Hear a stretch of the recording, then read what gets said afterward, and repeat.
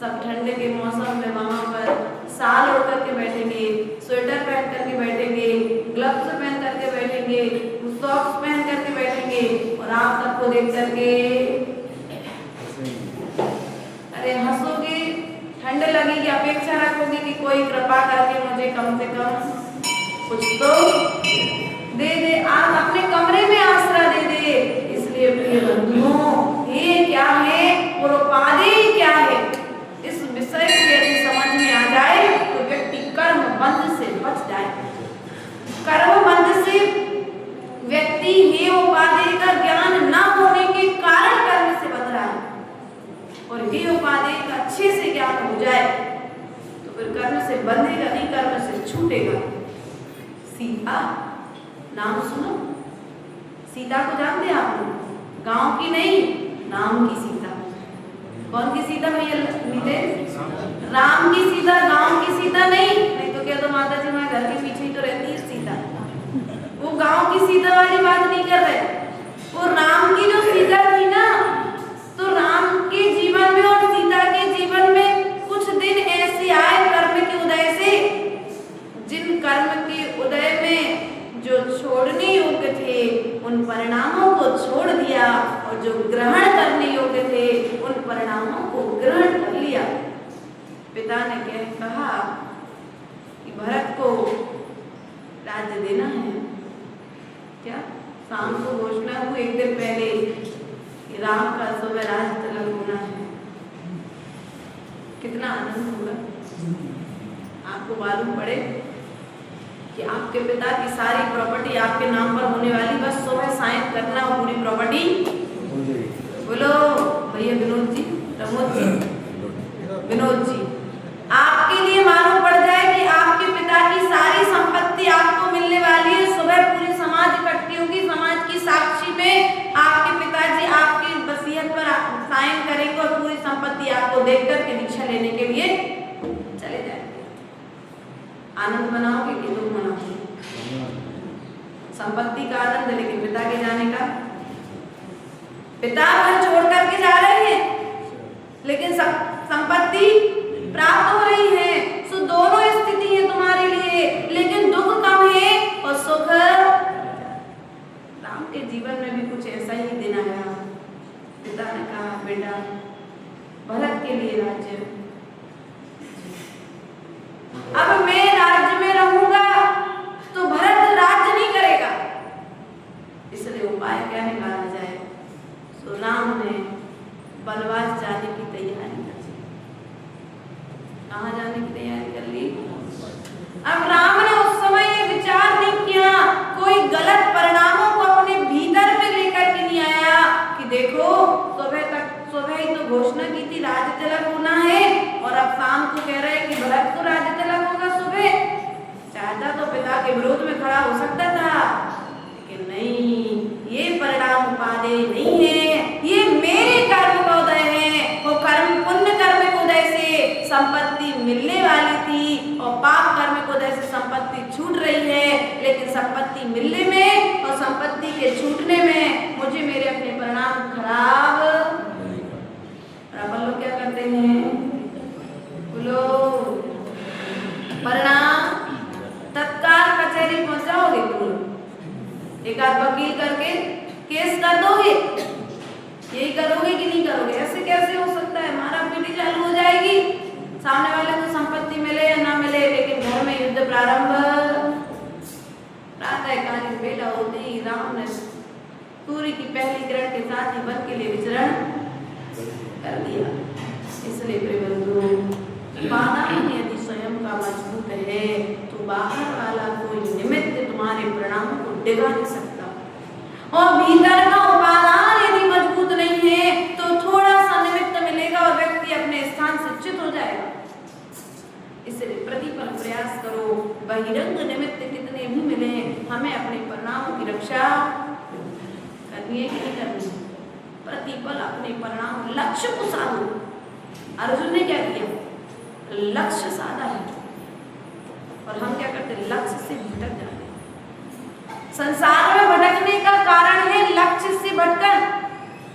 नरक में थे जब भावना भाई थी कि एक बार मनुष्य पर्याय मिल जाए मैं संयम को धारण करूंगा। स्वर्ग में थे जब सोचा था कि मुझे एक बार मनुष्य पर्याय मिल जाए मैं वह सब कार्य करूंगा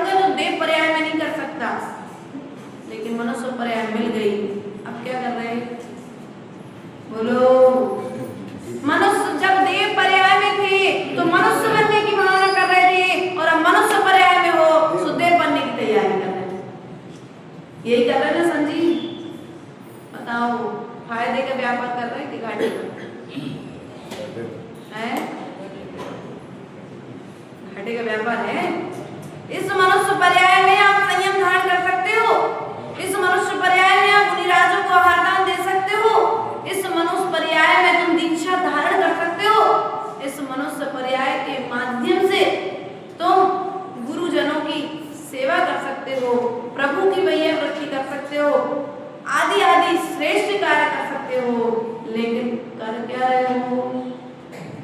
जो कार्य देव में कर सकते हो वो कार्य तो मनुष्य में कर रहे हो, तो संस्कार मजबूत हो रहा है, वहां पर भी जाकर कोई कार्य। इसलिए प्रिय बंधुओं, पर को दोष देना बंद करो, अपने उपादान को मजबूत करो। बहिरंग निमित्त हमेशा मिलेंगे और हमेशा मिलते रहे हैं, पीछे वालों को भी मिलेंगे, आगे वालों को भी मिलेंगे और मध्य वालों को भी मिल रहे हैं। इसलिए प्रयास करो इनके बीच में रहते हुए अपने परिणामों की सुरक्षा। पाल लें। मैना सुंदरी का विवाह है कोढ़ी के साथ तय कर दिया। क्यों किया था? मैं अपने भाग्य का भाती हूँ, मात्र कर्म सिद्धांत के प्रति इतनी दृढ़ता होने के कारण ऊपाल ने उसका विवाह है अहंकार के वशीभूत होकर के पिता ने अपनी पुत्री का विवाह कोढ़ी के साथ कर दिया। अब पिता ने कोढ़ी के साथ पुत्री का विवाह तो कर दिया, लेकिन उसके बाद में भी पुत्री ने कर्म सिद्धांत नहीं छोड़ा। क्या मेरा उपादान यदि पुण्य मजबूत होगा तो ये कोढ़ी पति भी कामदेव। बोलो नैना सुंदरी कहे पिता से भाग्य उदय जब आएगा, मैना सुंदरी कहे पिता से भाग्य उदय जब आएगा, कोढ़ी पति जो दिया आपने कामदेव बन जाएगा, मैना सुंदरी कहे पिता से भाग्य उदय जब आएगा। क्या आपका दोष नहीं है, ये मेरे कर्म का दोष है और मेरे कर्म के अनुसार आपके ऐसे परिणाम हुए हैं। लेकिन फिर भी आप चिंता मत करो पिताजी, यदि मेरा पुण्य प्रबल होगा तो एक कामदेव भी यह कोढ़ी भी कामदेव के समान सुंदर। बोलो तो इतना कर्म सिद्धांत लगा पाते हो आप लोग? सिद्धांत पर विश्वास रखो, कर्म सिद्धांत पर विश्वास रखो। जहां पर तुम्हारा पुण्य और पाप जब प्रबल उदय में आ जाए, पाप कर्म का प्रबल उदय में आ जाए, पूजन विधान भक्ति और सब आवश्यक कर्तव्य करने के पश्चात भी तुम्हारा पाप यदि हार ना माने तो समझ लेना यह तुम्हारा कर्म का उदय है और कर्म के उदय को कोई वैद्य भी ठीक नहीं कर सकता। मात्र यदि कोई वैद्य है तो वह जिनेंद्र भगवान ठीक कर, इनकी भक्ति से ठीक होगा, अन्य किसी की भक्ति से ठीक होने वाला नहीं। इसलिए प्रयास करो, निमित्त कितने भी खराब मिले लेकिन अपना उपादान मजबूत करो। उपादान के निमित्त से तुम अपने परिणामों की रक्षा करो। क्या किया मैना सुंदरी ने? लोगों ने अरे कैसा पिताजी है, राजा ही अपनी बेटी के साथ ऐसा अनर्थ कर रहा है तो हम प्रजाजनों की कैसे रक्षा करेगा? इस तरह की बातें होने लगी नगर में। मैना सुंदरी वहीं खड़े खड़े सुन रही है। मैना सुंदरी ने सबसे हाथ जोड़कर के निवेदन किया, देखो ये मेरे पूज्य पिताजी हैं और अब ये मेरा पति है और मेरे पिता ने मुझ पर उपकार किया है। अब मैं ना तो अपने पिता के विषय में अपशब्द सुनना सहन कर पाऊंगी और ना अपने पति के विषय में अपशब्द सुन पाऊंगी। आप यदि मेरे पति को कोढ़ी कह रहे तो ये भी तो मेरे लिए अपमान है।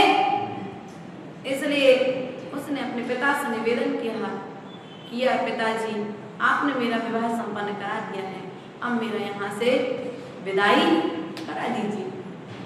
प्रिय बंधुओं, ऐसी विपरीत परिस्थितियां आने के बाद में भी सतियों ने कभी हार, और हम लोग क्या करते हैं? वैसा कर्म का उदय हमारे जीवन में आता नहीं है, लेकिन फिर भी हम कर्म के उदय में आने के पहले हार मान करके बैठ जाते हैं। इसलिए प्रयास करो, जो हे हैं, जो राग द्वेष से सहित परिणाम है, जो कर्म से बांधने वाले परिणाम है, उन परिणामों का त्याग करो। वो जो वैराग को देने वाले हैं, तुम्हें तुम्हारे स्थान अर्थात गुण निरंतर अभ्यास करते रहो, क्योंकि निमित्त अनादि काल से मिले हैं और अनंत काल तक मिलेंगे। कभी अच्छे निमित्त भी मिलेंगे, कभी बुरे निमित्त भी मिलेंगे। कभी हमारे पूज्य पुरुषों ने, सतियों ने कभी निमित्तों को दोष नहीं दिया है, उन्होंने अपने उपादान को मजबूत रखा है। पांडव कितने थे? ये नहीं थे नियम के पापा जी कितने थे? 5 थे, 6 तो नहीं थे। 5 पांडव थे और 5 पांडव के लिए गरम गरम आभूषण, बोलो लोहे के आभूषण गरम गरम पहना दिए गए। सो क्या हुआ? ये भी मेरे पूर्व जन्म का कोई कर्म का उदय है, ये इनका दोष नहीं है। मैंने पूर्व में इनके साथ में कुछ किया होगा, सो आज उदय में आया है। लेकिन आज उदय में आया है, अब आगे कभी उदय में आने वाला। बस भेद विज्ञान लगाया, शरीर अलग है, आत्मा अलग है। ये जो गरम गरम आभूषण है, इस शरीर को पहनाए जा रहे हैं, आत्मा कभी जलने वाला। वेद विज्ञान हो गया, सो केवल ज्ञान होने के समय 2 भाइयों को चिंता हो गई है। 5 में से 2 को राग उत्पन्न हो गया कि ये आभूषण इतने गर्म है, भैया लोगों को गर्म। 2 स्वर्ग चले गए, 3 5 मोक्ष जा सकते थे, लेकिन थोड़ा सा राग उत्पन्न हो गया। अरे प्रशस्त राग है, लेकिन फिर भी संसार का कारण, बोलो। अरे माता जी, यदि हम प्रशस्त राग करें तो कौन सी बुराई है? श्रावक ने पूछा एक ने आकर के हमसे, हमने कहा भैया प्रशस्त राग भी है तो पांडवों के जैसे तुम्हें संसार में भटकना पड़ेगा। 2 पांडव भी संसार में ही तो है, संसार से मुक्त थोड़ी ना हुए, इसलिए प्रशस्त राग भी तुम्हें संसार में डालने वाला हो सकता है।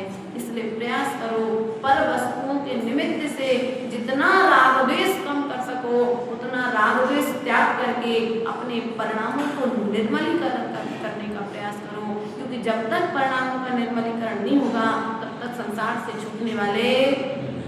आज व्यक्ति अपने स्वयं को नहीं देख रहा है, पर को दोष देने में लगा हुआ है। अरे हमारी तो कोई गलती नहीं थी, हम तो जा ही रहे थे और उन्होंने ऐसा कर दिया। अरे भैया, स्वयं का भी तो कुछ परिणाम, स्वयं का भी तो कुछ इस भाव का नहीं, किसी ना किसी भाव का तो बोलो। अरे हमने तो कुछ किया ही नहीं था, हम तो पानी तो डाल रहे थे कमंडल में और थोड़ा सा पानी गिर गया। अरे भैया तुमने देख लिया था कि थोड़ा सा पानी गिर गया, तत्काल पहुंच देते, हमने तो कमंडल भरे थे, हमारी क्या गलती। अब सामने वाला आके गिर गया, बेचारे का पैर टूट गया, अब क्या होगा? बोलो। या तो सामने वाला देख करके चलता, या जिसने कम पानी डाला तो वो पहुंच देता, तो दोनों को एक दूसरे को दोष देने की जरूरत। लेकिन हुआ क्या? सामने वाला कह रहा मैंने कमंडल भरा है और सामने वाला कह रहा तुमने पानी डाला है। सत्य है कि तुमने पानी डाला है, पानी गिरा है तुम्हारे निमित्त से, लेकिन अब तुम्हें यदि देख के चलते गांधी जी तो गिरते नहीं, लेकिन तुमने क्या कह रहे, तुमने पानी डाला है, मैं तो देख के ही चल रहा था। यदि देख के चल रहे तो पानी में पैर कैसे आए? संजीव, क्या होता है घर में? जैनब के बाबा जी पर को दोष देते हैं, हम अपने को दोष नहीं देखते हैं। हमें अपने इन आंखों से हमने दूसरे को तो निहारा है, लेकिन इन आंखों से हमने अपने आप को एक भी बार, इसलिए भाव का साथी, सब भाव का बैर हमारे साथ में चल रहा है। अनंतकालीन यात्रा हम करके यहाँ पर आ रहे हैं, लेकिन अनंतकालीन यात्रा को रोकना है तो आचार्य भगवान कहते हैं हे उपाधि में रच पच जाओ। क्या? हे उपाधि में रसगुल्ला में चाशनी यदि एक तरफ से भरे और एक तरफ से नहीं भरे तो कैसा लगेगा रसगुल्ला? ऊपर में भर जाए चाशनी, भीतर में नहीं भरे तो कैसा लगता है? दृष्टि बेटा रसगुल्ला खाया कभी? खाया है? यदि बीच में चाशनी नहीं जाए, आजू बाजू में चाशनी चली जाए तो रसगुल्ला कैसा लगेगा? टेस्टी लगता है क्या? फीका लगता है ना? है अच्छा नहीं लगता ना, बस ऐसे ही यदि ये ज्ञान जो हम आपको दे रहे हैं जिनवाणी का, ये ज्ञान ऊपर ऊपर रहेगा तो स्वाद नहीं आएगा, यदि भीतर में चले जाओगे तो तुम्हें आनंद बरसेगा। इस ज्ञान को भी भीतर में लेकर के जाओ, जैसे रसगुल्ला चाशनी में चहुओर से डूब जाता है तब कहीं जाकर के वह हमारे रसना इंद्री का स्वाद बढ़ाता है, ऐसे ही ज्ञान मात्र बहिरंग कारण में न रहे, ये ज्ञान हमारे भीतर अंतरंग में प्रवेश कर जाए, और जब अंतरंग में प्रवेश करेगा तो अनंत यात्रा को छोड़ने में समय नहीं लगेगा। अनंत की यात्रा को छोड़ना है तो ज्ञान को अंदर में प्रवेश कराना पड़ेगा। मंदिर के अंदर में तो प्रवेश किया है लेकिन ज्ञान को अंदर में प्रवेश नहीं कराया। मैंने बताया था पूर्व में, वैद्य की औषधि लेकर के तो आ गए, बढ़िया बेंगलोर के डॉक्टर को दिखा के आए माता जी, लेकिन फिर भी रोग ठीक नहीं हो रहा। अच्छा भैया क्यों नहीं हो रहा रोग ठीक? दवाई खाई नहीं है तो रोग ठीक होगा कैसे? दवाई तो खानी पड़ेगी ना। उसी प्रकार से तुम्हें अपने जीवन में आनंद लेना है, जीवन का आनंद ग्रहण करना है, तो पहले नंबर तुम्हारे लिए क्या करना पड़ेगा?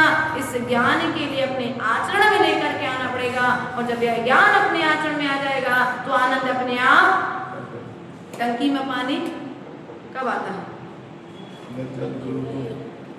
नल चालू कर लो, आएगा पानी। तब तो क्या दीजिए वो देखो, टंकी में पानी होगा तो नल में आएगा, और टंकी में पानी नहीं है पंडित जी तो खूब नल चालू कर लो, आएगा क्या? भीतर में ज्ञान होगा तो बाहर में रहते भी तुम्हें आनंद आएगा, और यदि भीतर में ज्ञान नहीं भरा है तो बाहर में भी तुम्हें आनंद आने वाला। भीतर टंकी के भीतर में भरा पानी बाहर नल से निकलता है और तुम्हारी आवश्यकताओं की पूर्ति करता है, उसी प्रकार से भीतर में भरा हुआ ज्ञान तुम्हें संसार में रहकर के संसार से जो चारों तरफ से जो कर्म उदय में आ रहे हैं, जो विपत्तियां उदय में आ रही हैं, उन विपत्तियों से बचाता है, तुम्हारी रक्षा करता है। इसलिए प्रिय बंधुओं, पर को दोष देना स्वयं को उपादान, बोलो पर को दोष माता जी नहीं चल सकता काम, वो तो हमारी आदत बन चुकी है। भैया ये आदत को श्वासें रहते जीवन रहते आदत बदल लो, यदि आदत नहीं बदलोगे तो फिर कोई दूसरा बदला लेने वाला खड़ा हो जाएगा। ये आदत बदलनी पड़ेगी, यदि ये आदत नहीं बदलोगे दूसरे को दोष देने की, तुमने ऐसा कर दिया, तुमने ऐसा कर दिया, तुम्हारी वजह से ऐसा हो गया। अरे भैया किसी की वजह से कुछ नहीं होता है, कोई किसी का कुछ नहीं करता है। तुम्हारा पुण्य का उदय है तो सब तुम्हारे सेवक हैं, पाप कर्म का उदय आएगा तो भाई बेटा पानी नहीं पिलाएगा। गलत तो नहीं कहा, सही कहा ना, लेकिन फिर भी घर नहीं छूट रहा।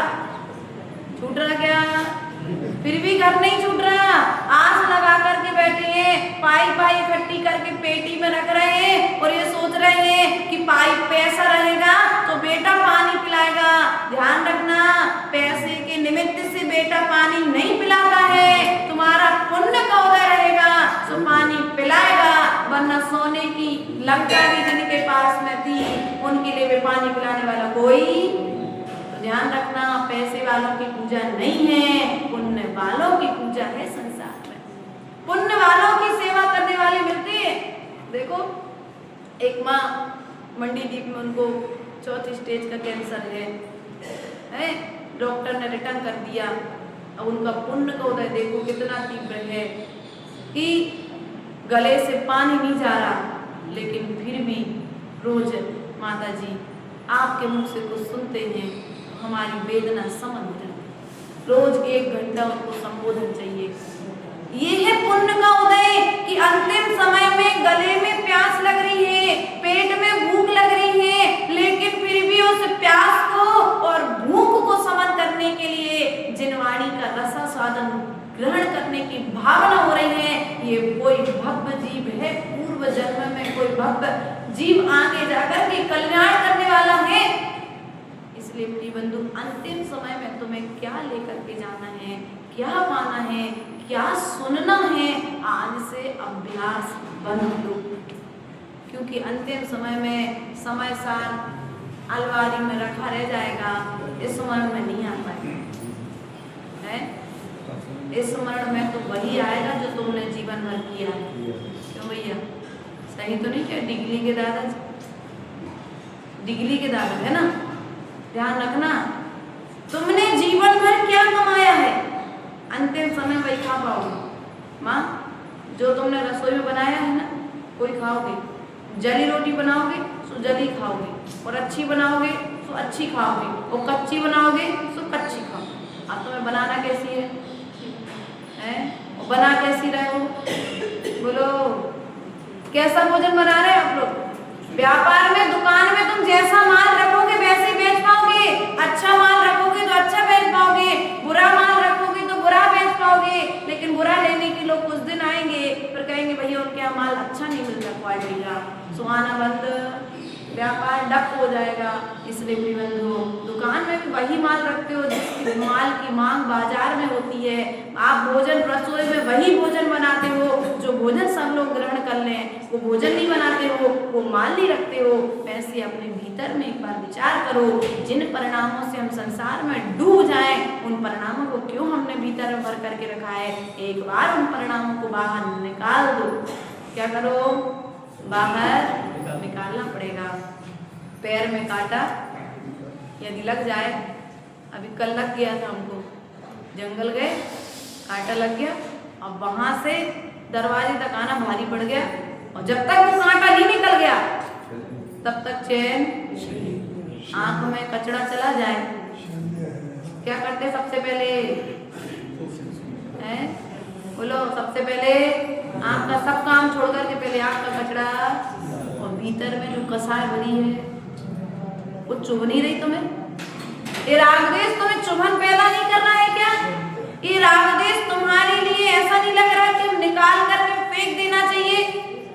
जब ये राग द्वेष तुम्हारे लिए फेंकने लायक लगने लगेगा तो समझ लेना संसार तुम्हारा छूट रहा है। और यदि राग द्वेष तुम अभी तक ग्रहण कर रहे हो तो समझ लेना अभी तुम्हारा संसार और बढ़ रहा है। संसार से छूटना है कि संसार से बंधना है, ये निरंतर विचार करते रहो, क्योंकि पर को हमने दोष अनादिकाल से दिया है।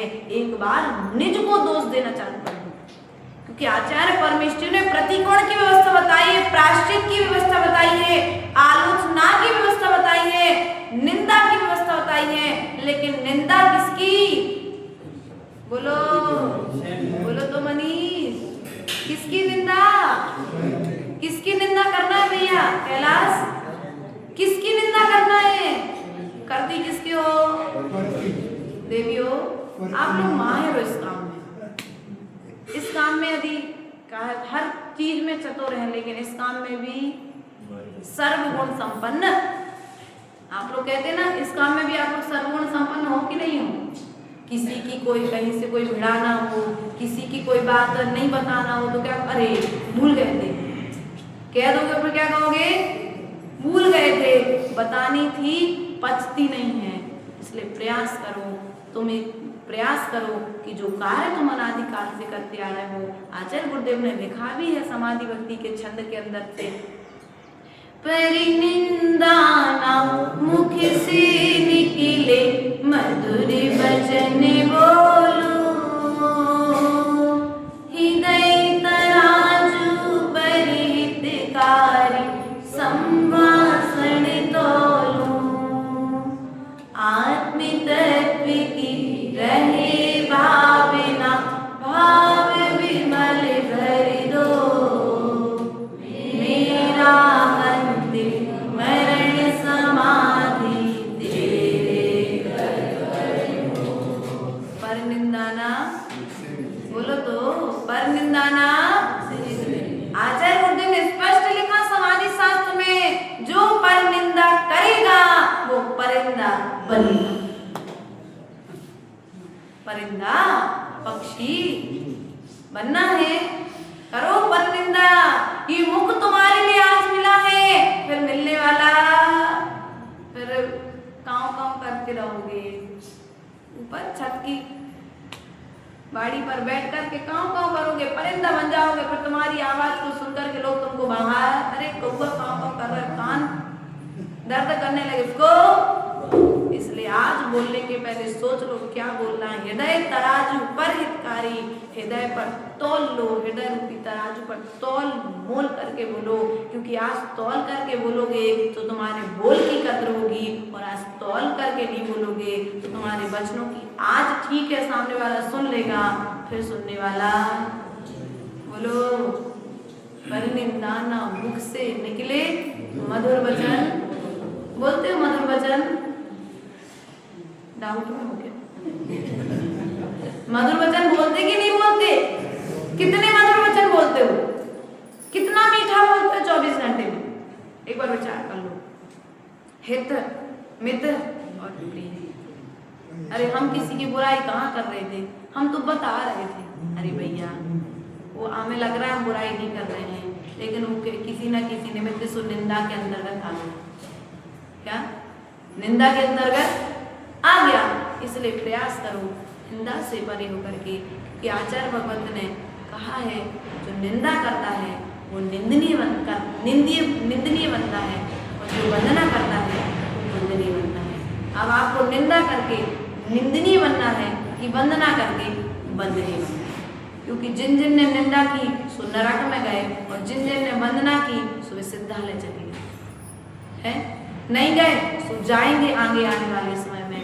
इसलिए प्रयास करो गुरुजनों की निंदा, बोलो सम्यक दृष्टि श्रावक की निंदा नहीं करना है, क्योंकि निंदा दूसरे का नुकसान नहीं कर रही है। हमारी निंदा, हमारे मुख से निकली निंदा हमारा ही नुकसान करने वाली है, क्योंकि कर्म हमने कल बताया था, एक कर्म हम बांधते हैं और एक कर्म 9 कर्मों को साथ में लेकर के आता है और हम पर भारी पड़ जाता है। झगड़ा हुआ दुकान पर, एक से झगड़ा हुआ था, 9 को और साथ में लेकर के आया, अब वो 10 हो गए। अब तुम्हारी स्थिति क्या होगी भैया गांधी जी? अब तुम्हें या तो शटर में ताला डाल करके भागना पड़ेगा, या फिर तुम्हें अपनी टीम खड़ी करनी पड़ेगी। तो टीम खड़ी करना है तो तुम ये उत्तम छाव मार्तव आदि इन धर्मों की टीम को खड़ा कर लो, अपना पावर बढ़ा लो, और यदि तुम्हारे पास ये 9 साथी नहीं है तो तुम सामने वाले को हरा नहीं सकते हो। इसलिए प्रिय बंधु प्रयास और पुरुषार्थ करो, पर को दोष देना बंद करो, निज को निहारना प्रारंभ करो, अपने उपादान को मजबूत करो। कभी कोई संसार में कोई बुरा नहीं था, ना कोई बुरा है और ना कभी कोई बुरा रहेगा। मेरा परिणाम बुरा था, मेरा कर्म बुरा था, इसलिए मेरे लिए वर्तमान पंचम काल में ऐसे निमित्त मिले। अब मुझे पर को दोष नहीं देना है, मुझे मेरे परिणामों को संभालना है। ऐसा प्रयास करोगे तो निश्चित ही कर्म निर्जरा कर संसार से पार हो जाओगे। आज पुनः हमारी चर्चा 36 नंबर कारिका पर हुई है। अब पुनः कल 37-38 नंबर कारिका पर विषय पर ध्यान देंगे। बोले भगवान महावीर स्वामी की परम पूज्य आचार्य महाराज जी की